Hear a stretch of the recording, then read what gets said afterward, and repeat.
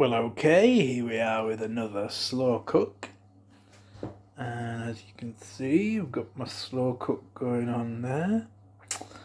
This is part one of slow cook tips, so I'll be telling you exactly what's in this in part 2 or 3. But for this part, we shall be, first of all,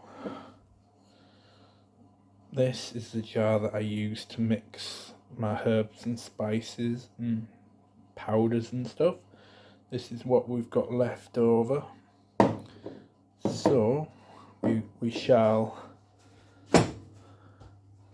take the lid off here, and oh, that smells lovely. Shame you can't smell that.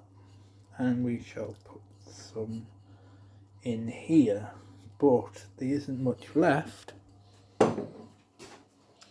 because what I've done, I'll show you here, I think. Yeah, what I've done is prepare various different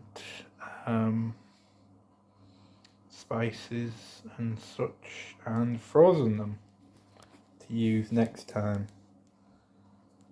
So not 100% frozen yet, but let's crack one of them out.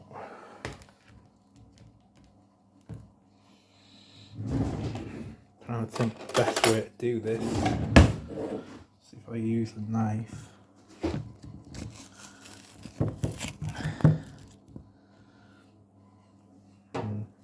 Bit sloppy. What am I gonna do? Try banging it. No, not quite sure how I'm gonna get this out.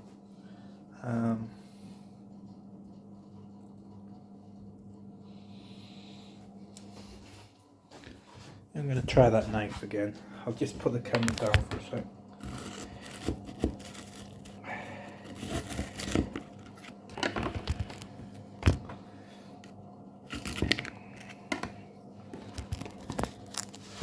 Right, sorry about that.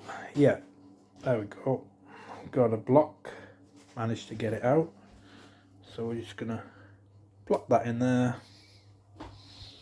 and then stir it in. I shall be doing this every time now, so that has saved me time later. Stirred that in, so let's have a look. How many have we got? 1, 2, 3, 4, 5, 6, 7, 8, 9, 10, 11, 12, 13, 14 whole meals I can get out of that. Might even use 2 for every meal and get 7. But let's put that back in there. Right, now I'm going to try this coconut milk, because I don't normally put anything like this in here unless I'm doing a sweet and sour with pineapple chunks or something like that. Now, when it comes to putting something like this in, you really don't want to be putting it in until pretty much near the end. So I've got about an hour left, so it should be okay. I'll just put it in and mix it in. Hopefully it doesn't curdle too much. We'll know in the next video. Let's just mix that in. It's giving it a sort of pinky colour, although it looks different on this camera. I'm sure it's yeah, sort of reddy pinky colour to it. Okay, interesting. So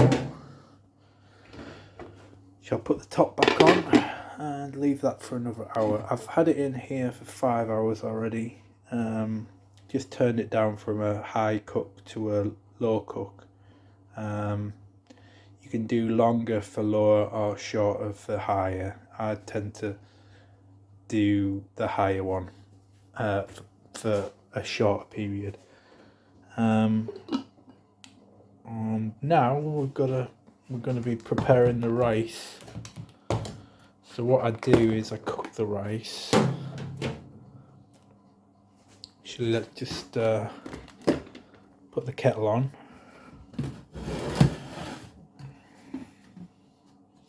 Boil the water for the rice.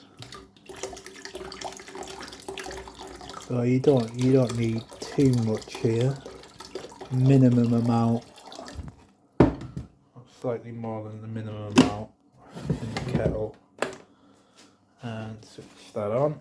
Right. While we're waiting for that, shall sort the rice out.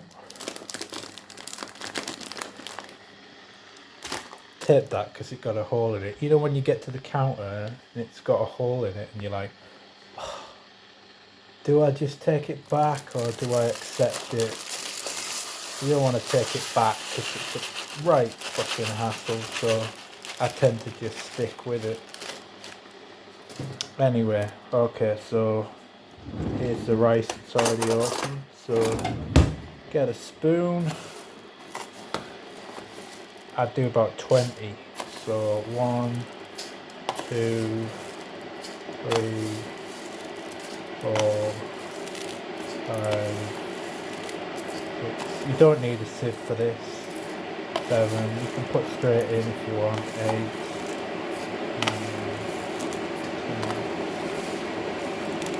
11, 12.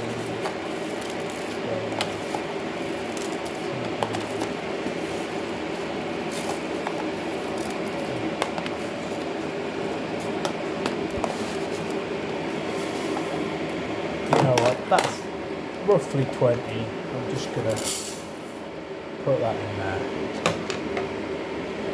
So we can leave that until next time and open that up next time. And then wait till the kettle's boiled.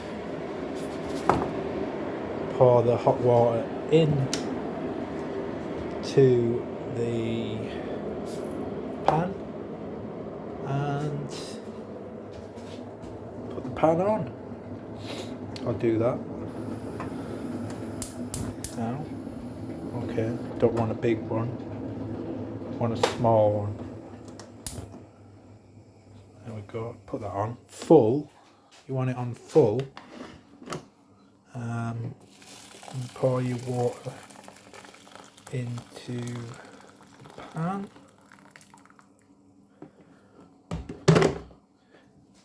Put it straight on the hob. You could use cold water if you wanted to, but I like to use hot water from the kettle. And then just watch it and stir it every now and again. Stir it every couple of minutes and the rice will absorb the water, and then after 20 minutes you're pretty much just left with rice that's been absorbing the water. Okay, so we'll come back in the second part and I shall show you the next bit, which will be a bit shorter than this bit. I don't know what that bit floating around in is. Who knows? I'll probably fish it out. Anyway, come back for the second part.